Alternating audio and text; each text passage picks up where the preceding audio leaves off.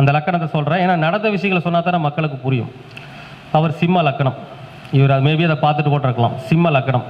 அவருக்கு 9ஆம் இடத்துல குருங்க சார். சிம்ம லக்கணம் 9ஆம் இடத்துல குரு. குரு பகவான் வந்து அஸ்வினி நட்சத்திரத்திலிருந்து புத்தியை நடத்திக்கிட்டு இருக்கார். அஸ்வினி நட்சத்திரம் யாருடைய நட்சத்திரம்? கேதுவுடைய நட்சத்திரம். அஸ்வினி நட்சத்திரம் எந்த கிரகத்தினுடைய டிஎன்ஏ கொண்டது? சூரியனுடைய டிஎன்ஏ கொண்டது.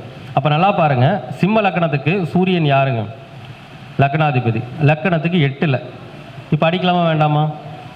குரு சூரியனுடைய டிஎன்ஏ நட்சத்திரத்தை புத்தி நடத்துது. லக்னாதிபதி லக்கணத்துக்கு 8ல். 8லன்னா அது என்ன ராசிங்க? நீர் ராசி, தியாகத்தை சொல்லக்கூடிய ராசி. மொட்டை அடின்னு சொன்ன, மொட்டை அடிச்சுட்டு வந்தார். ஒரு பெரிய சொத்து ரொம்ப காலமாக விற்காம இருந்து வித்துருச்சு. சத்தியம் வித்துச்சு.